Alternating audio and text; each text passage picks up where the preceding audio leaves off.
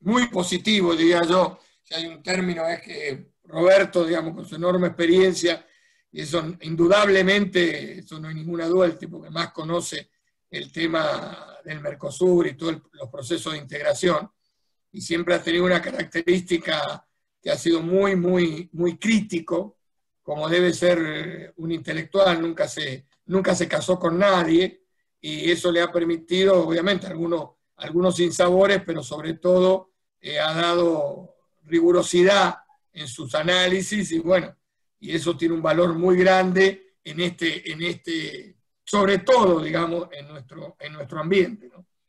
Tanto nuestro ambiente nacional como latinoamericano. Creo que lo que no nos caracteriza es generalmente la rigurosidad. Por lo tanto, personas como Roberto Bouzas ha marcado, digamos, algo muy importante y la suerte enorme de poder tenerlo todavía, digamos, que pueda hablar en un ámbito como esto, que la tecnología, con todas las críticas que se le hacen a este tema de las nuevas.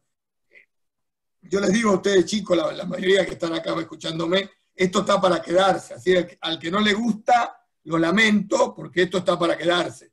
Y esto nos permite democratizar mucho más el conocimiento, digamos, de que pueda, como recién decía Carolina, que pueda gente de todo el país poder estar asistiendo, por ejemplo, en este preciso momento, como cualquiera de nosotros que está en Capital, pueda asistir, digamos, a esta charla, como en el futuro también. Así que bueno, Roberto, no hablo más y te dejo la palabra. Bueno, gracias Norberto. Bueno, muchas gracias por las palabras, gracias por la invitación. Cuando Aldana me propuso, enseguida le dije que sí. Pues, digamos, es parte de lo que hago y siempre me ayuda a pensar un poquito más, sobre todo poder hablar con profesionales más jóvenes que siempre son una fuente de preguntas que a uno no se le habían ocurrido. Y por lo tanto también son una fuente de un estímulo para pensar un poquito fuera de la caja y salir de la zona de confort que cada uno se va construyendo, sobre todo con el paso del tiempo. Así que bueno, el que agradece soy yo, y bueno, estoy muy contento de estar aquí.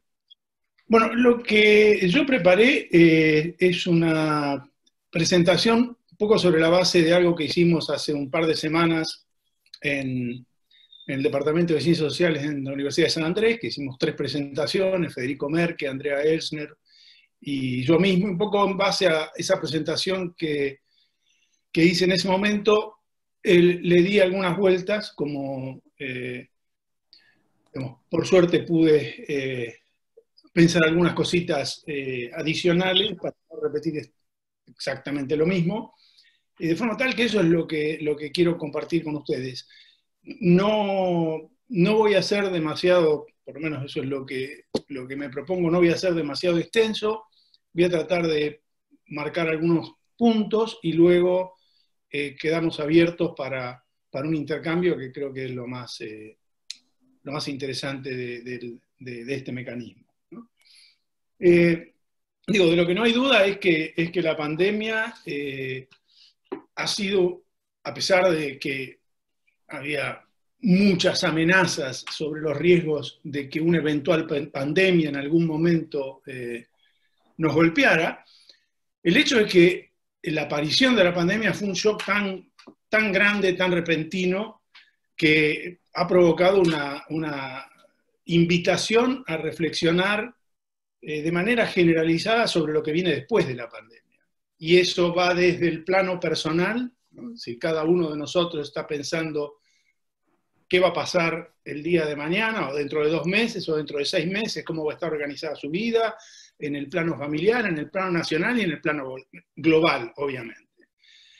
Obviamente, cuanto más amplio es el ámbito de reflexión, mayor es la incertidumbre, más variables intervienen, por lo tanto, es más difícil y más complejo hacer predicciones. De forma tal que yo lo que voy a tratar de compartir con ustedes no son predicciones, sino más bien algunos comentarios sobre lo que vislumbro como escenario apoyado no en lo que me gustaría que ocurra, sino en lo que veo que son tendencias que se han ido consolidando en el tiempo más reciente, y frente a esas tendencias, levantar la pregunta de si es razonable pensar en que esas tendencias se modifiquen de manera sustancial, o más bien, si es razonable pensar que esas tendencias probablemente van a tender a consolidarse y a hacerse más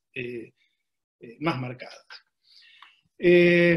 Para eso, lo que voy a hacer es compartir la pantalla un minuto con algunos... no puedo. Claro, Dice tenés que que el hacerlo con anfitrión host. inhabilitó la función de compartir pantalla. ¿Vos me podés habilitar? Norberto, a ver, si no, yo voy a intentar, pero no te puedo dar la... Ya estoy. ¿Ya estás? Ya se habilitó. Sí. Muy bien, genial. Buenísimo. Buenísimo. Bueno, entonces, como le decía, antes de entrar a construir una teoría del futuro, digamos, lo que quería es compartir algunas tendencias que me parece que son tendencias lo suficientemente firmes, que han estado presentes en los últimos años, y a partir de esas tendencias pensar un poquito qué plantea de nuevo, si es que hay algo de nuevo, este episodio tan traumático de la pandemia, del cual todavía tenemos muy poca información sobre cómo va a terminar. Ustedes ven que está todo el mundo haciendo cuentas de a quién le fue mejor. Personalmente me parece un acto de una irresponsabilidad mayúscula, básicamente porque no sabemos cuándo y cómo esto va a terminar, de forma tal que la única manera de evaluar quién hizo mejor las cosas, a quién le fue mejor, es esperar que todo este proceso transcurra, y ese lapso de tiempo es completamente desconocido hoy para todos. Pero antes entonces de pensar en qué hay para después, quiero concentrarme un poco en qué es lo que hubo antes y construir sobre esas tendencias. La primera cuestión que me parece importante subrayar es que la crisis financiera del 2008 le puso un freno al proceso de globalización tal como se venía conociendo desde el periodo de posguerra y sobre todo en la década del 90 y en la década de los 2000. Este gráfico que estoy compartiendo con ustedes lo que muestra es una serie larga, ¿no?, de 1870 hasta 2018, con el coeficiente de apertura de la economía mundial, es decir, la relación entre exportaciones e importaciones con respecto al Producto Interno Bruto. Ustedes pueden ver un periodo de integración relativamente rápida a fines del siglo XIX hasta la Primera Guerra Mundial, luego un periodo de desglobalización o de desarticulación de esa economía global, luego un periodo en la posguerra rápido de recuperación, otro periodo rápido de recuperación después de 1980. Este es un gráfico que tomé de Irwin, le cambié un poquito algunos nombres, por ejemplo, a este le bauticé con el nombre de globalización naïf, porque creo que parte de la característica de lo que pasó en este periodo de casi 30 años, es una mirada y e incluso una construcción institucional que veía a la globalización como un proceso relativamente armónico, en donde de algún modo las presiones para la homogeneización iban a ser resueltas de manera no traumática, y por lo tanto estábamos en una vía de una única dirección, en donde la tecnología empujaba y los intereses empujaban cada vez más a una integración cada vez más profunda de la economía global. Y luego, a partir del 2008, un periodo en donde, por lo menos desde el punto de vista del comercio, pero también desde el punto de vista de la inversión, ese proceso de aumento en el coeficiente de apertura, que comienza en la segunda posguerra, se revierte. No solo se estanca, sino que se revierte. Esto es un dato, es la primera vez desde el periodo de entreguerras en donde hay una fase tan prolongada de reversión de la globalización. Si se fijan, pasó algo parecido a principios de la década de los 80, pero fue un proceso mucho más corto, mucho más breve. Ya llevamos casi una década, o más de una década, de este comportamiento de reversión moderada, gradual, nada dramático, pero que sí cambia algunas tendencias que venían sólidamente establecidas desde el fin de la Segunda Guerra Mundial.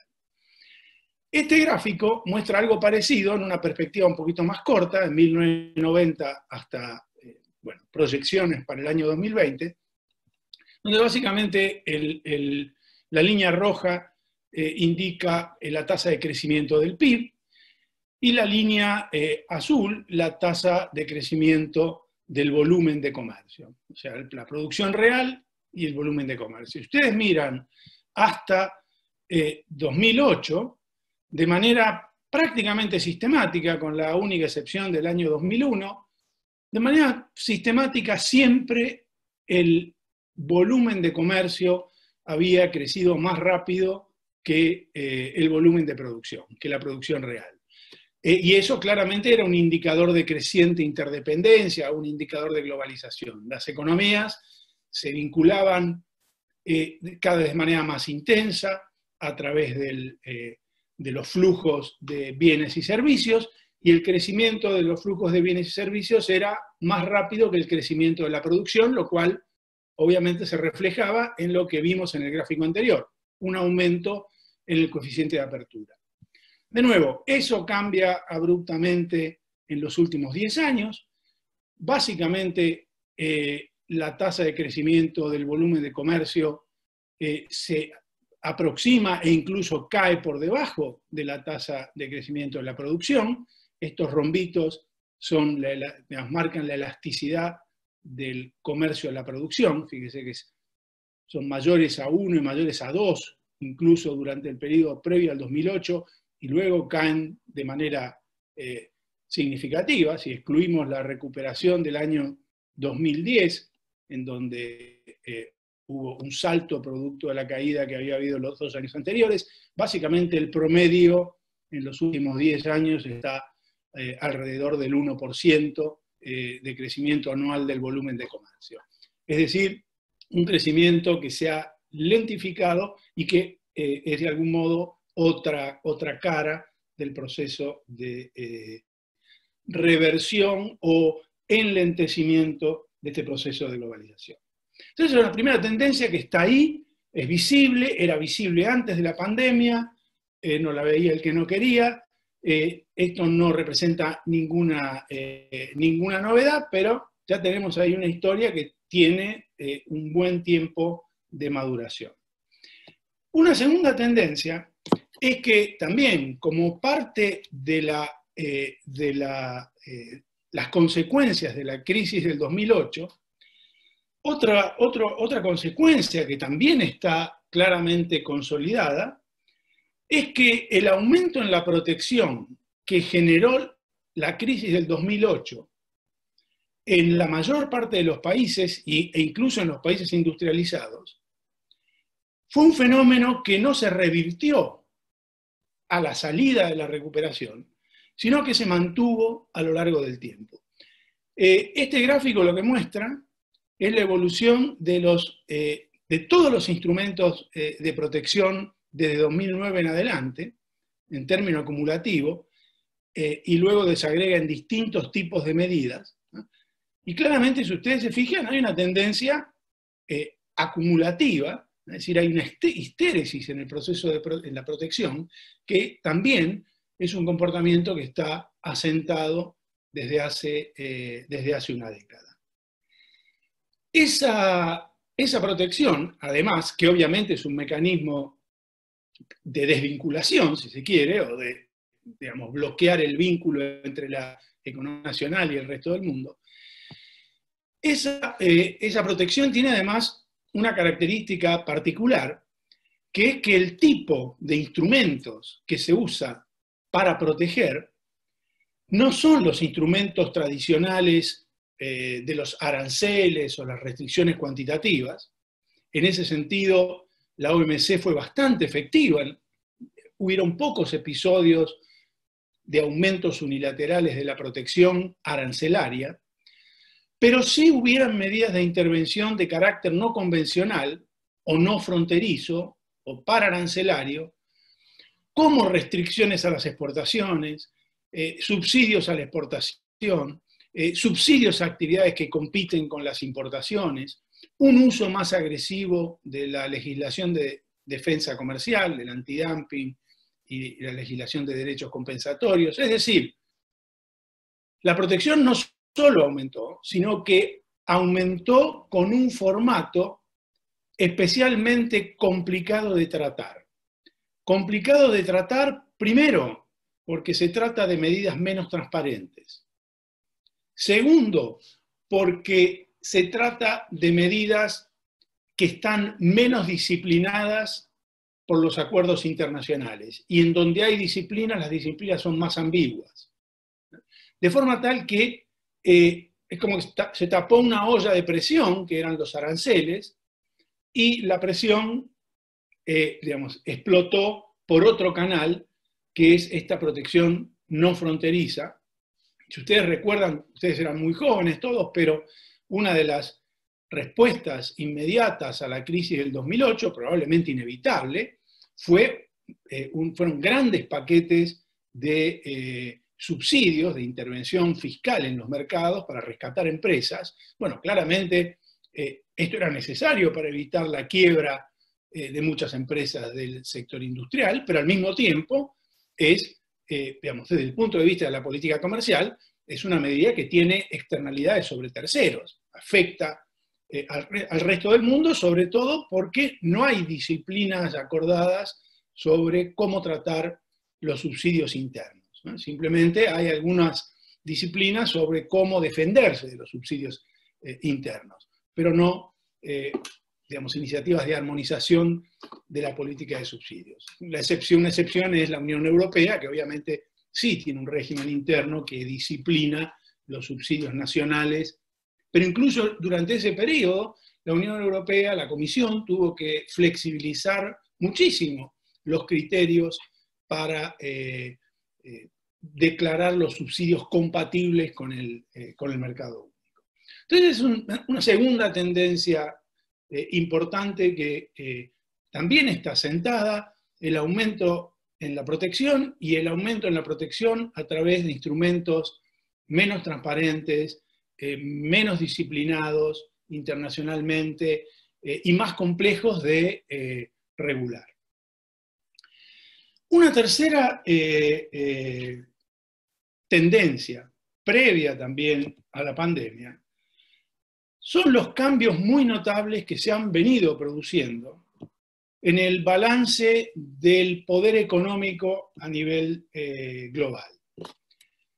Y eso, de nuevo, se ve claramente en, por ejemplo, estos dos gráficos muestran el de la izquierda, la comparación del Producto Interno Bruto a precios corrientes, es decir, a precios de mercado, sin deflactar por la inflación, en Estados Unidos, que es la línea celeste, y en China, que es la línea roja. Si ustedes se fijan, en el año 2008, el Producto Interno Bruto de China representaba un poco menos de 1/3 del Producto Interno Bruto de Estados Unidos. El tamaño de la economía china, medida por el valor agregado en la producción, era 1/3, menos de 1/3 de la economía de Estados Unidos. En 2019 esa relación es mayor a los 2/3. El PBI de China, medido a tipo de cambio de mercado, es el 68%, es decir, más de 2/3 partes del PBI de Estados Unidos. Si en vez de medirlo a precios de mercado, lo medimos en términos de paridad de poder de compra, es decir, asumiendo la misma capacidad de compra de una unidad de moneda de cada uno de los países, lo que vemos es un comportamiento aún más dramático. En 2008 en realidad, el Producto Interno Bruto de China ya era 2/3 del Producto de Estados Unidos, medido de nuevo en dólares de paridad de poder de compra, pero en el año 2019 el PBI de China ya superaba al PBI de Estados Unidos, medido en paridad de poder de compra. O sea, en un periodo de 10 años se produjo un tremendo ajuste en los balances relativos del peso relativo, por lo menos de estas dos economías, en el ámbito global. Este es un indicador meramente del peso de la producción, pero si uno se enfoca en la relación China y Estados Unidos de los últimos 10 o 15 años, no solo se advierten estos cambios en los pesos relativos, sino que lo que uno también ve de manera muy nítida es un conflicto económico creciente, económico estratégico, no me meto en lo estratégico militar, sino en lo estratégico desde el punto de vista económico, en donde Estados Unidos aplicó sanciones comerciales a partir de prácticas o en base a prácticas que supuestamente China implementa en materia de no protección de la propiedad intelectual. Probablemente ustedes han estado siguiendo en estos días la nueva regulación del Departamento de Comercio de Estados Unidos, en el cual obliga, o más que obliga, sí obliga de algún modo, a las empresas que proveen de bienes de capital a Huawei a pedir autorización para producir partes, microchips en particular, para Huawei. Es decir, no solo ahora está prohibida la venta a esta empresa china con quien claramente se está compitiendo por el control de las redes de G5, no solo está limitada la venta directa de chips, sino que está limitada la venta de chips que se producen, de microchips, procesadores que se producen con bienes de capital producidos en Estados Unidos. Lo que uno espera es que cuando estas autorizaciones se pidan, la respuesta del Departamento de Comercio sea negativa. Entonces, hay otros indicadores, hay un proceso creciente de supervisión, de control de la inversión china, no solo en Estados Unidos, también en Europa, para poner freno, bloquear la compra de empresas que tanto en Estados Unidos como en la Unión Europea se consideran estratégicas. Es decir, claramente hay una disputa por el liderazgo tecnológico que está absolutamente desatada entre Estados Unidos y China, y en menor medida la Unión Europea. Y esta también es una tendencia que está muy sólidamente asentada y que no tiene que ver con una administración en particular. Es decir, uno puede ver en la administración Trump la exacerbación de estas tendencias, pero de ningún modo es una tendencia que no haya estado presente antes de la actual gestión en Estados Unidos. Una cuarta tendencia es la que surge de mirar cuál es el estado de las instituciones multilaterales de carácter económico. En particular, me voy a referir a lo que más nos interesa desde el punto de vista de la discusión que nos convoca hoy, que es la situación de la Organización Mundial de Comercio. La Organización Mundial de Comercio, que fue creada en el año 94 como la gran administradora del proceso de globalización, la gran gestora del proceso de globalización, no solo regulando el comercio de bienes, sino con la aspiración de regular también los regímenes de protección de la propiedad intelectual, el comercio de servicios, con un mecanismo de solución de controversias digamos, mucho más fortalecido que el mecanismo tradicional que funcionaba en el marco del GATT. Cuando vemos el estado de esta institucionalidad, no hoy, sino en los últimos 10 años, lo que vemos es una severa crisis en algunas de las funciones de este organismo. Claramente en la función legislativa, es decir, en la capacidad de generar reglas, claramente en la función de negociación. La ronda de Doha se cayó en el año 2008, y desde entonces los miembros no han sido capaces, y muy probablemente no serán capaces, de ponerse, por lo menos en un periodo razonable de tiempo, de ponerse de acuerdo con respecto a otros mecanismos para avanzar en la creación de reglas que no sean las rondas multilaterales que operan sobre la base del principio del single undertaking o del compromiso único.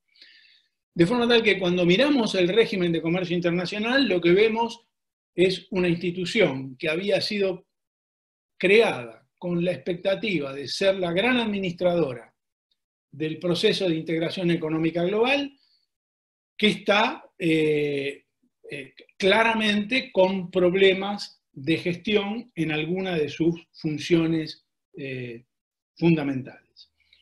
Hay otros indicadores también, ¿no?, en otras instituciones. Uno podría hacer una lectura de cuál ha sido la experiencia del G20 en estos años, y si uno hace una mirada detallada de qué es lo que el G20 ha conseguido en términos de iniciativas concretas de cooperación, son relativamente limitadas, se cuentan con los dedos de una mano. Algunas cosas importantes en el ámbito impositivo, en el ámbito de la regulación bancaria, pero no mucho más.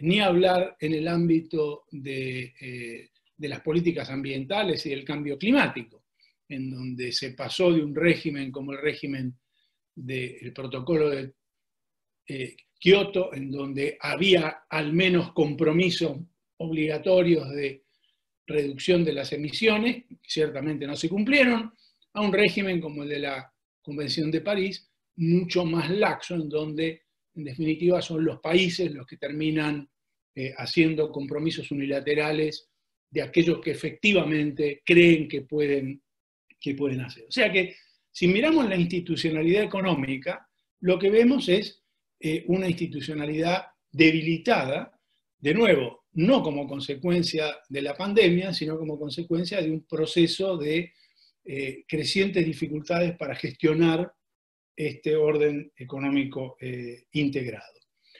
Por otro lado, y esta sería otra tendencia que vale la pena señalar, lo que vemos, o lo que vimos, junto con esta con estas dificultades de gestión de las organizaciones multilaterales que se crearon en la posguerra, lo que vemos es un proceso creciente de fragmentación institucional, a través del surgimiento de distintos tipos de acuerdos regionales que básicamente lo que hacen, sobre todo cuando son acuerdos de tipo norte-sur, es decir, entre países desarrollados y países en desarrollo, básicamente lo que hacen es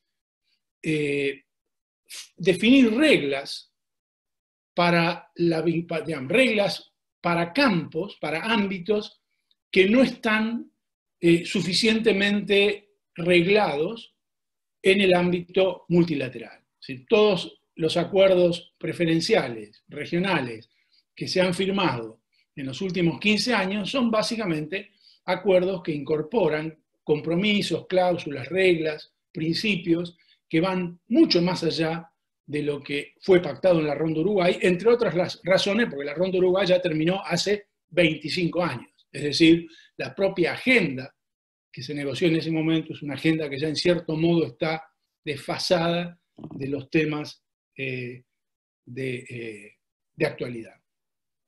Y por último, algo más reciente, pero no independiente del proceso de creciente integración global, es el aumento en la influencia que han tenido en los últimos años movimientos políticos que esencialmente miran hacia adentro de los países y ven el resto del mundo en buena medida como una amenaza. Tal vez la manera, digamos, el ejemplo más paradigmático de esto sea la decisión del Reino Unido de salir de la Unión Europea, pero no solamente. Dentro de los 27 que quedaron hay varios que están pensándolo dos veces. Claramente uno de los países más complicados desde ese punto de vista es Italia, que es uno de los 6 fundadores, pero hay otros, sobre todo de integrantes más recientes de la Unión Europea. Ni hablar del caso de la administración norteamericana y de Donald Trump. De forma tal que estas 6 tendencias que yo traté de resumir, que no son hechos novedosos, sino que están ahí y estaban ahí para los que las quisieran ver, definen el marco general dentro del cual llega la pandemia. Yo creo que esto lo puedo cerrar y volvemos acá. ¿Qué plantea de nuevo la pandemia? O sea, ¿qué novedad nos trae este shock? Bueno, en primer lugar, hay algo que es relativamente obvio, que es que pone más de manifiesto la necesidad de coordinación y la necesidad de cooperación internacional. Es decir, por definición, una pandemia es un fenómeno global que es muy difícil atacar con políticas nacionales. Ustedes ven, no sé, tenemos en Brasil una explosión de casos. En Argentina todavía venimos bastante más atrás en la curva. El problema, más que esa asimetría de casos entre Argentina y Brasil, es la asimetría en la forma en que se trata la pandemia en uno y otro país. Y la manera en que cada país trata domésticamente ese evento impacta sobre los demás. Bueno, ese fenómeno se replica a nivel global. Hemos visto el resurgimiento de restricciones al movimiento de personas, restricciones al movimiento de bienes, al interior incluso de la Unión Europea, no solo entre países, pero incluso dentro de un área económica que estaba fuertemente integrada en cuanto al movimiento de bienes y al movimiento de personas, de forma tal que la pandemia es como un símbolo de la demanda de coordinación. Pero no es el primer símbolo de la demanda de coordinación. Hace por lo menos 50 años que tenemos distintos símbolos o distintos ejemplos de demandas de coordinación. La coordinación macroeconómica en la década del 70, la crisis financiera del 2008, que también requería para su salida miradas coordinadas, las nuevas reglas de supervisión bancaria, que también requieren un enfoque común, las reglas impositivas para evitar que las empresas localicen sus beneficios en las zonas de menor imposición. Todo eso requiere cooperación, porque es necesario que los principales, no que los principales, digamos, que una parte importante de los actores se ponga de acuerdo sobre las reglas de forma tal de poder encararlo de manera colectiva. Lo mismo el calentamiento global. Son todos fenómenos que tienen externalidades transfronterizas, es decir, que tienen efectos sobre terceros, que aquel que los produce no contabiliza, y que por lo tanto llevan a situaciones de conflicto. Entonces, una primera cuestión importante es que la pandemia pone aún más en evidencia algo que ya estaba en evidencia, que es esta necesidad de coordinación de una manera mucho más sensible que la coordinación macroeconómica, la supervisión bancaria. Es decir, acá estamos todos encerrados en nuestras casas, sin una respuesta global y sin ninguna perspectiva, con muy pocas perspectivas de una respuesta global. Lo más probable es que el próximo año lo que tengamos sean un proceso de fragmentación, incluso hasta dentro de los países, pero claramente dentro de las regiones, y entre regiones. La otra cosa que trajo la pandemia es una crisis económica internacional, nacional e internacional, más profunda que la crisis del 2008. Para no volver a compartir la pantalla, por ahí tenía un gráfico también que mostraba básicamente las previsiones que la OMC ha hecho sobre caída del comercio internacional en 2019 y 2020 oscilan entre el 13% y el 32%. Es el escenario más optimista y el escenario más pesimista. Es decir, una caída, aún en el caso más optimista, más profunda que la caída del 2008. O sea que además hay un shock económico sobre el nivel de actividad, sobre el nivel de comercio y sobre algunas otras cosas muy importantes, como el nivel de endeudamiento, por ejemplo, que va a generar un conjunto de dificultades de gestión en la economía global. Estaba leyendo ayer que la OECD estima que en promedio los países industrializados van a salir de la pandemia, nadie sabe cuándo, ¿no? Pero bueno, es una estimación, con un promedio de deuda pública respecto a PIB de más del 130%. Es decir, de niveles que hoy en día en promedio deben estar alrededor del 75 al 80%. O sea, eso coloca un tema absolutamente central en términos de cómo desarmar esa bomba o esa presión. Entonces, la pandemia lo que ha hecho es agudizar una situación que estaba en proceso, poner más en evidencia la demanda de coordinación, pero lamentablemente la demanda de coordinación no es suficiente para que haya coordinación internacional. Además de haber demanda de coordinación, lo que tiene que haber es la capacidad de proveer esa coordinación, la oferta de coordinación, que es un proceso político, se construye a través de liderazgo, se construye a través de instituciones, o se construye a través de la fuerza, depende de la modalidad, pero no es algo que surge de manera espontánea simplemente porque hay necesidad de coordinar y hay ganancias mutuas de coordinar. Esas ganancias mutuas alguien las tiene que operacionalizar en respuestas colectivas, en formas colectivas de enfrentar los problemas. Hay un hecho nuevo adicional que me parece que es importante y que en cierto modo es fortuito, que vino con la pandemia. Y que es que esta pandemia puso en el centro del conflicto a los dos actores que lo mejor era tenerlos en el margen, que son China y Estados Unidos. La pandemia se origina en China, el famoso virus chino, y Estados Unidos es hasta hoy el país que más víctimas ha tenido. Entonces, esta pandemia ha puesto el dedo en la llaga de ese conflicto que ya venía en ascenso entre estos dos poderes globales que hoy en día de algún modo están compitiendo por la influencia a nivel global.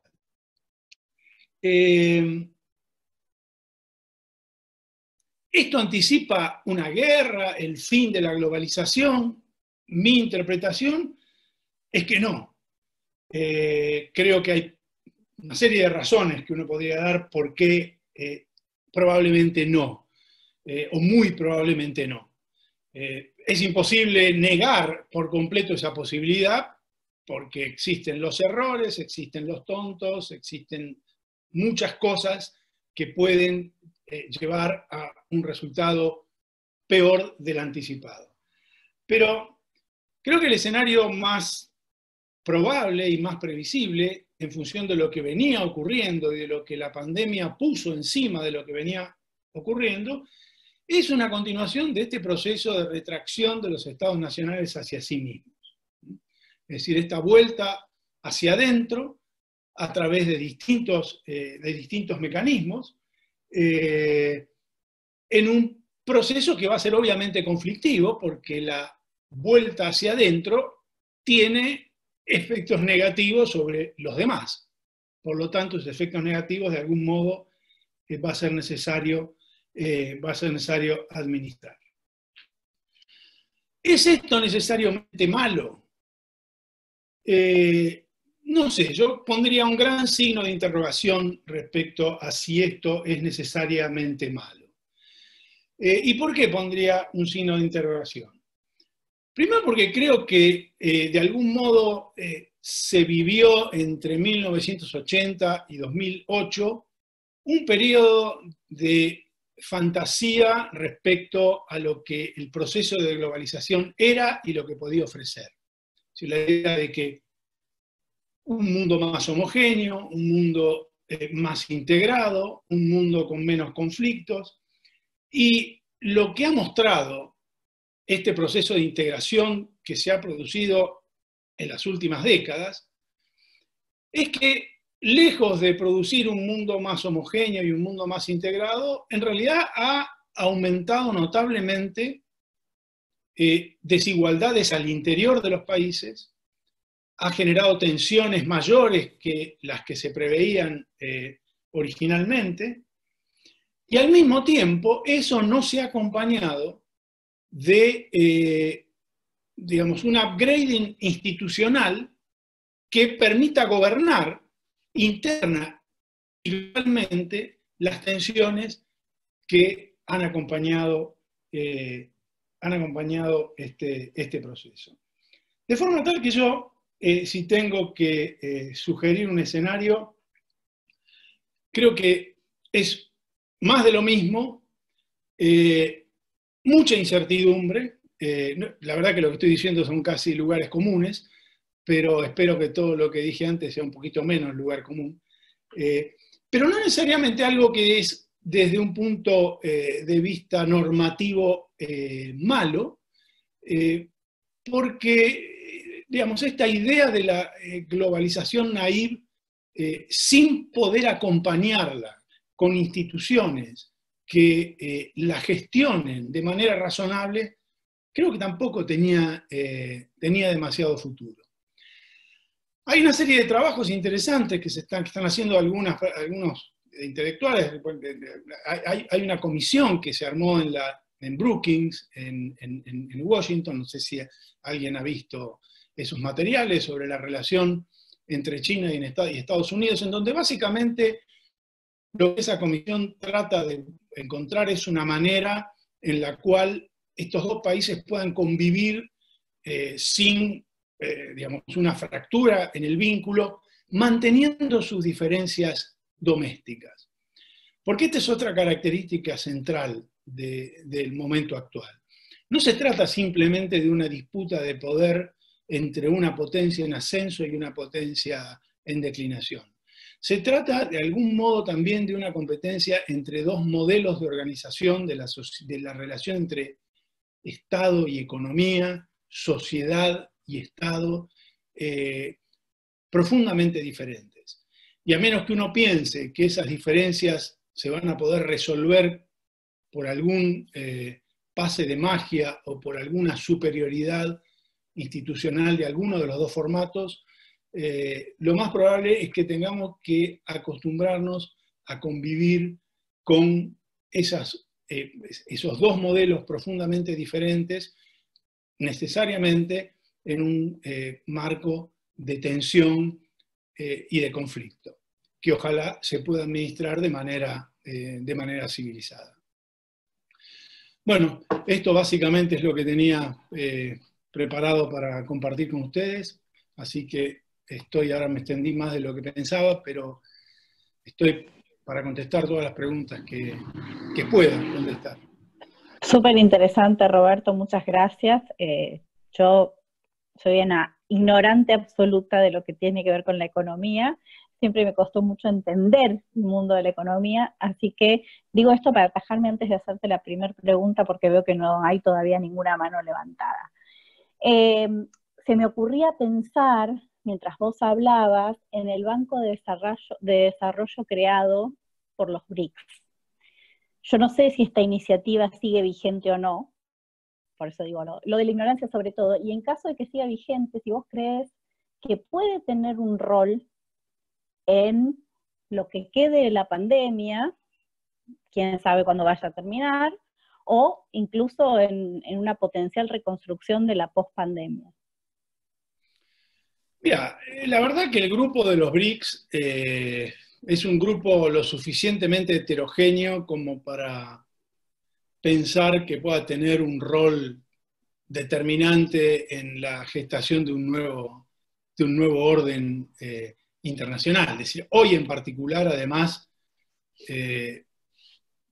claramente Brasil está más fuera que dentro, y creo que eso es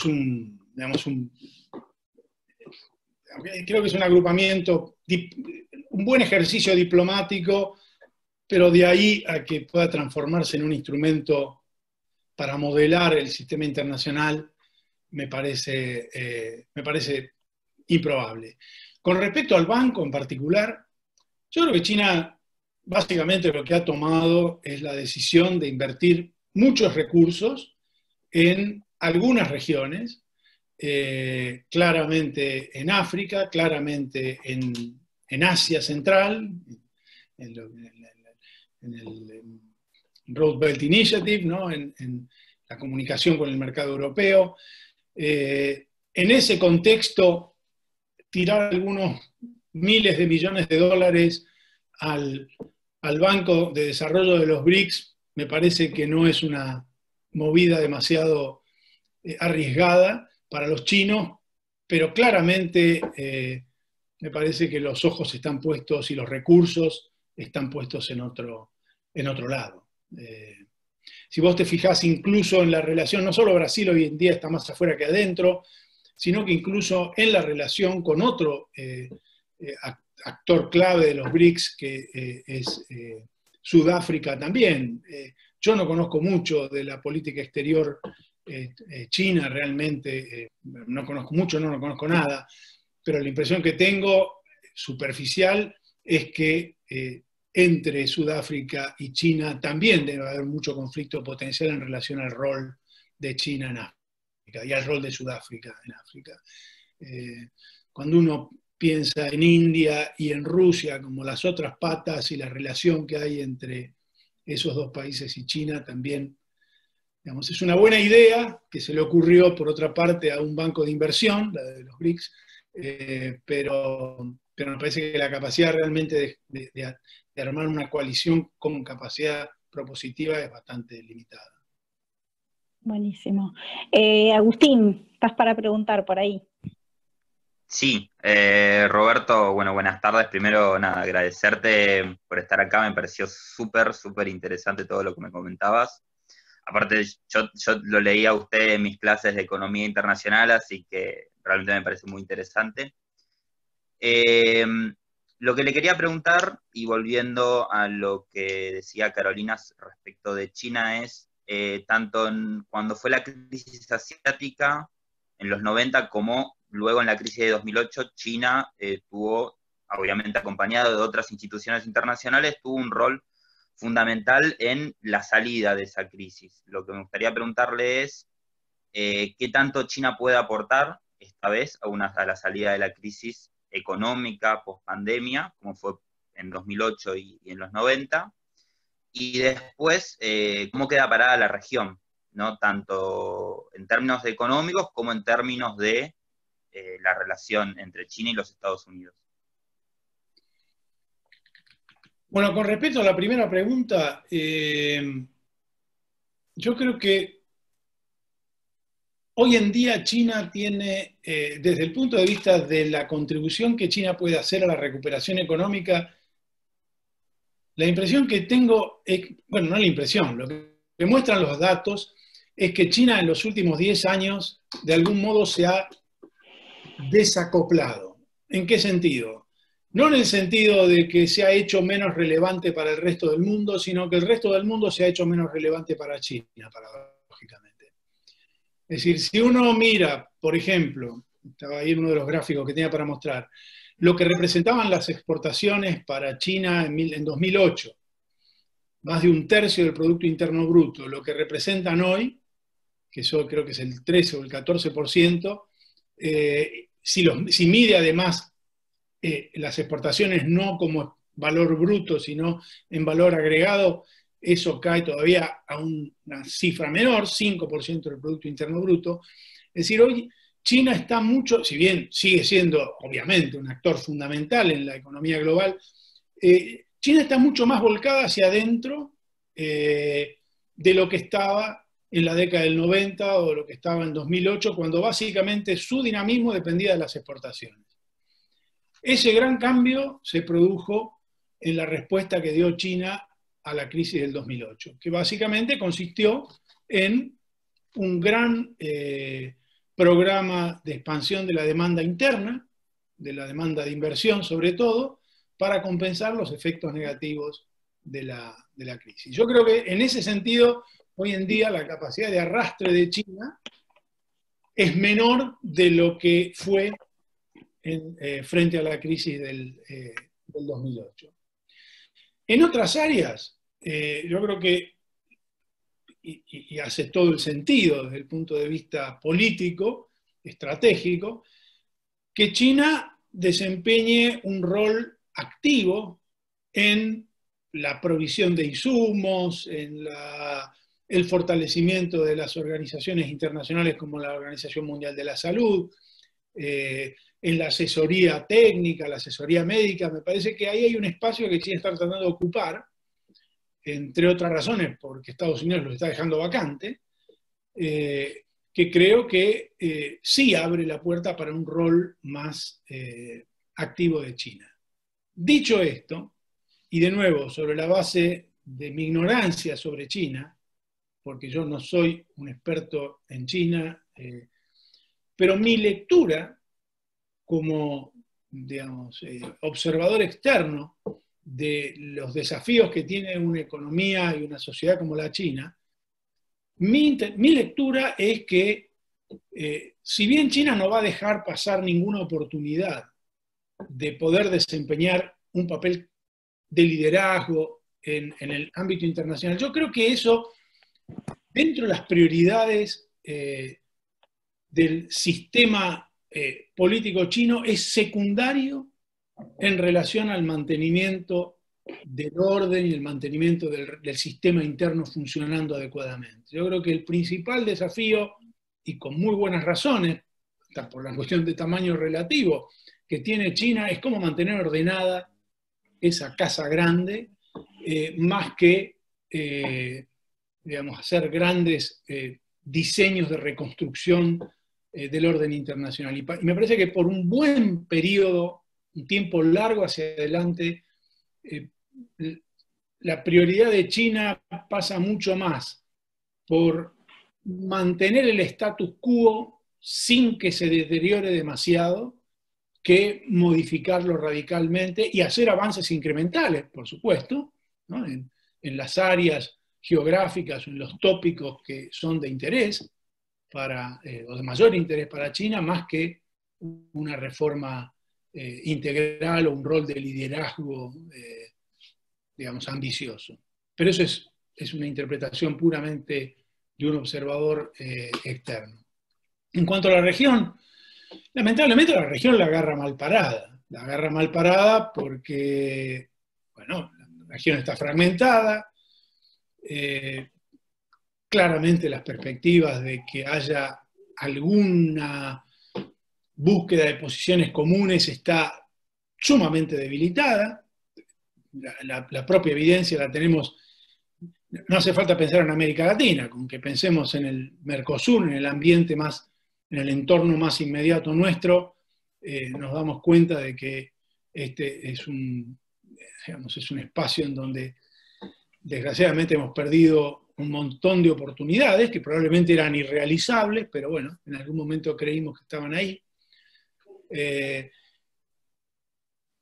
La única ventaja que tenemos nosotros, digamos, Argentina, es que estamos lejos Digo, que para algunas cosas es un problema, por ejemplo, para participar en cadenas globales de valor es un problema, pero en un contexto de tensión, de algún modo, nos pone a cierta distancia. Nuestra estructura de ventajas comparativas no es demasiado dinámica, pero está concentrada en productos que probablemente van a seguir teniendo una demanda razonable en el plano global, que son los alimentos. O sea, nada extraordinario, pero creo que claramente, si lo pensamos en términos relativos a otros países de la región, la situación de la Argentina no es una situación desesperante. Por supuesto, siempre que consigamos resolver los principales bloqueos internos, que son los que de algún modo creo que explican más nuestro desempeño que el tipo de vínculo que tenemos con el resto del mundo. Bien, Aldana tiene una pregunta. Sí, mi pregunta es más que nada, por ahí saliendo un poco del tema de China, es que algunos medios en las últimas semanas estuvieron hablando mucho sobre el tema de perdonar parte de la deuda soberana, no solo de Argentina, sino de otros países. Y no sé si esta idea está inspirada en todo esto que nos está pasando con la pandemia, y justo llegó un momento en donde, bueno, se empezó a pensar realmente en esta posibilidad, o es algo que ya venía desde antes de la pandemia. Me gustaría saber un poco la opinión sobre eso, qué tan real puede llegar a ser esa opción o no también,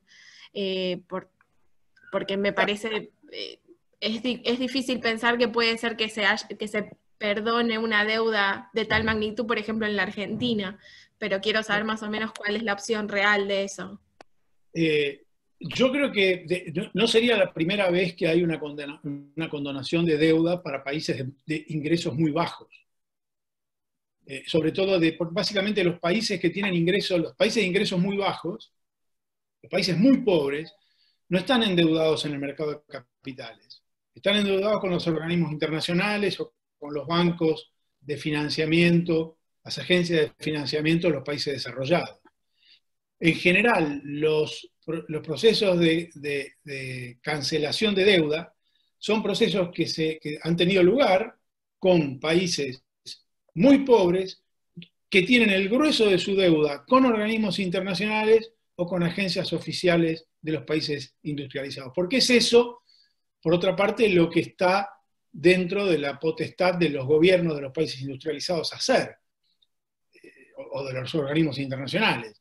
No pueden, perdonar la deuda que tienen los países con los acreedores privados. Entonces yo creo que para la Argentina está fuera de discusión esa posibilidad. En mi opinión es completamente, inverosímil. No solo porque la Argentina no es un país de ingresos bajos, sino además porque buena parte de la deuda de la Argentina, una parte importante, ahora tenemos una deuda importante en el fondo, pero una parte importante de la deuda de la Argentina es con acreedores privados,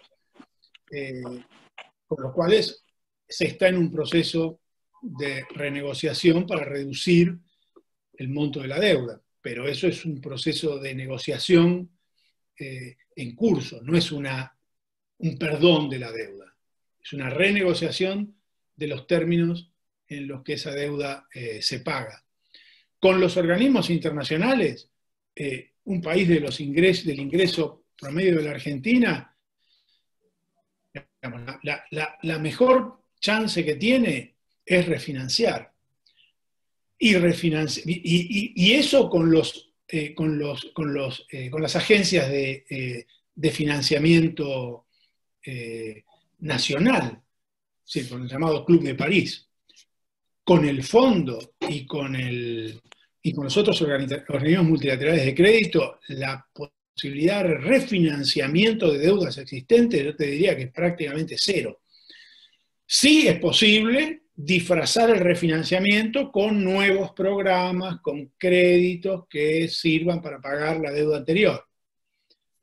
Pero siempre en el marco de nuevos acuerdos de préstamo, que por supuesto van a tener atadas las condicionalidades que normalmente tienen atadas estos acuerdos. Bien. Caro Sacato. Hola, sí. Roberto, te quería hacer una pregunta. Vos bien mencionaste que con los efectos del coronavirus en Europa particularmente va a haber una importante caída del PBI, bueno, un crecimiento del desempleo que para números de Latinoamérica sigue siendo irrisorio, pero para los números europeos se duplica o se triplica. Te quería preguntar cómo ves los efectos luego de la pandemia, sea en 6 meses, 1 año, 2 años, si ves mayor coordinación a nivel de la Unión Europea en cuanto a políticas sociales y fiscales para contrarrestar estos efectos y retomar el crecimiento y el camino, digamos, hacia el pleno empleo, o si ves una mayor fragmentación nacional en la línea no solo del Brexit, sino de movimientos como Italia o otros movimientos en países europeos que piden mayor autonomía justamente para resolver estos problemas. Dado que además la respuesta a la pandemia fue bastante fragmentada, pero bueno, quisiera escucharte a vos, Nomi. Mirá, es una muy buena pregunta. Yo te diría que si yo tuviera que basarme, como hice en la presentación, en lo que viene ocurriendo, yo te diría que la proyección más probable es una profundización de la fragmentación al interior de la Unión Europea. Una profundización de la fragmentación al interior de la Unión Europea no quiere decir el fin de la Unión Europea. No, lo que quiere decir es un proceso de diferenciación creciente en distintos ámbitos de política entre los distintos miembros de la Unión Europea. Probablemente ustedes leyeron este último acuerdo franco-alemán para crear un fondo especial dentro del presupuesto comunitario para financiar los efectos de la pandemia en los países que fueron más negativamente afectados. Esta es una discusión que viene dando vueltas en la Unión Europea, no en particular un fondo para la pandemia, pero sí la idea de mutualizar de algún modo la política fiscal, es decir, de tener algún instrumento de financiamiento público de carácter comunitario. Porque hoy en día la Unión Europea, ¿qué tiene? La Unión Europea tiene una moneda común, ni siquiera la Unión Europea.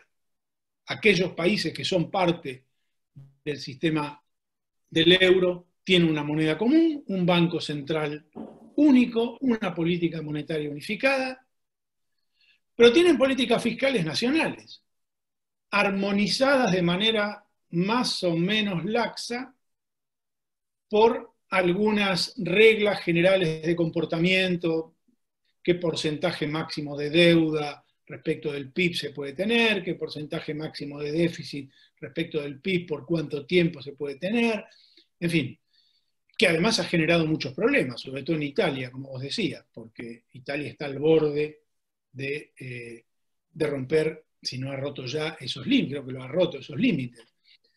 De forma tal que esa discusión ha estado ya, bueno, desde antes de la crisis del 2008, desde el propio proceso de unificación monetaria, que la discusión sobre qué hacer con la fiscalidad en Europa ha estado presente. La crisis del 2008 y las consecuencias, la crisis de Grecia, la crisis de España, la crisis de Portugal, la crisis de Irlanda, volvieron a sacar ese tema y a ponerlo en el tapete.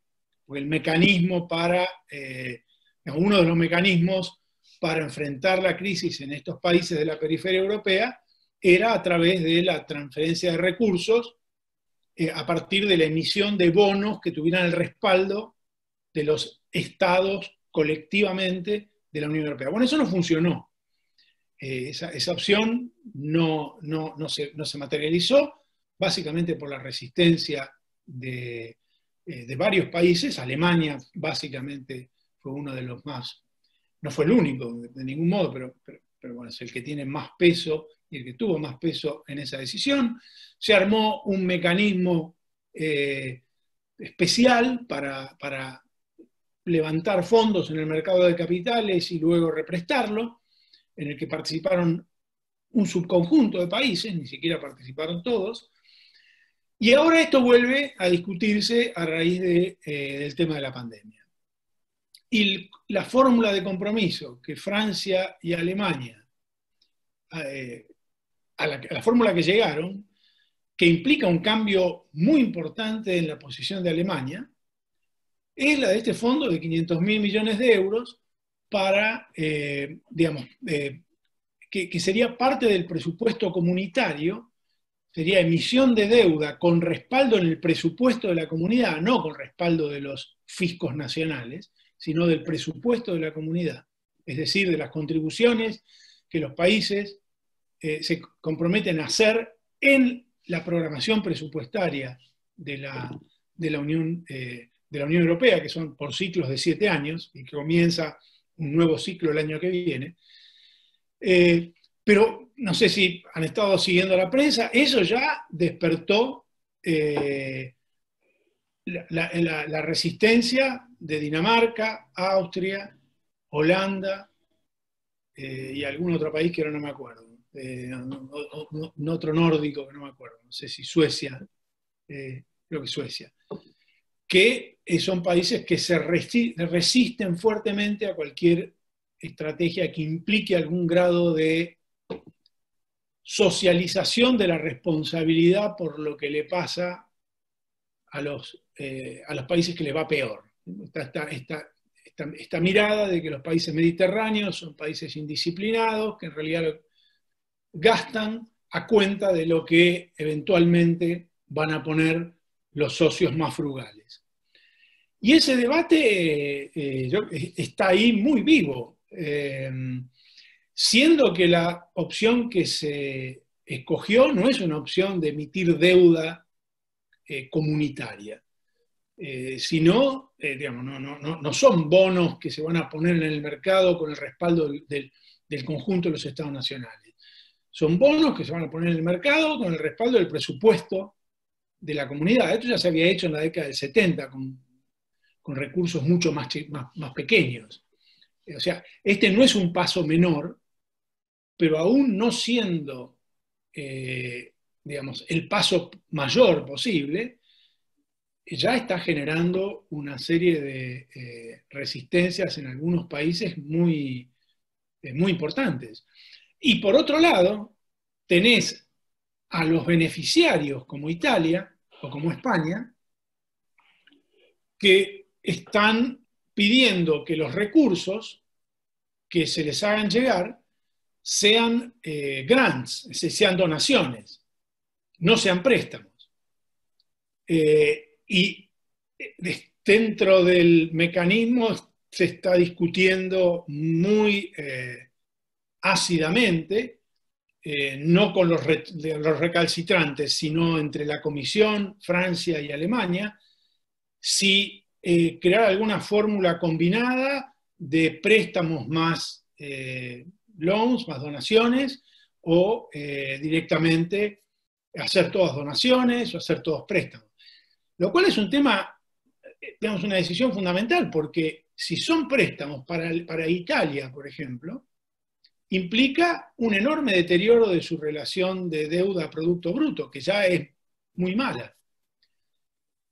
Entonces yo creo que la situación europea es una situación que está en estado de efervescencia. Y si yo tuviera que hacer un pronóstico, y dentro de 5 años me lo cobran, yo creo que el camino más probable es una profundización de la diferenciación al interior de la Unión Europea. No la ruptura, no el acabose, pero sí esta idea de las múltiples velocidades me parece que se va a imponer por fuerza de las circunstancias. Roberto, gracias. A riesgo de no abusar, vamos a dar lugar a la última pregunta, que es de Débora, que anda por ahí. Débora, ¿puedes prender el micrófono? Sí. Sí, hola, buenas tardes. Hola, ¿qué tal? ¿Qué tal? Te quería consultar, Roberto, sobre las expectativas que puede haber con respecto al futuro del Mercosur. Recién hablabas de la Unión Europea. ¿Se pueden pensar algunas oportunidades para revisar, repensar el Mercosur y avanzar en ese proceso de integración regional que viene siendo bastante convulsionado y bueno, a pesar del color político de los gobiernos actuales de turno que pueden ser un poco contradictorios y bueno, ya no hay simpatías políticas ni mucho menos. Entonces, bueno, la consulta es, ¿qué pronóstico puede hacer usted sobre el Mercosur?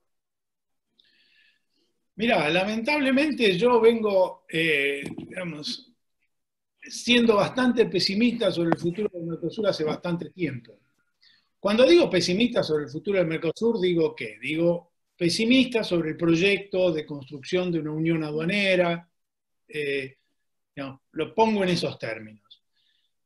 Eso no quiere decir que se va a acabar la cooperación y el vínculo cooperativo entre los países del Mercosur, que se van a acabar las preferencias, pero me parece que la versión más ambiciosa del proyecto regional, que era la construcción de una unión aduanera, para no hablar de un mercado común que ya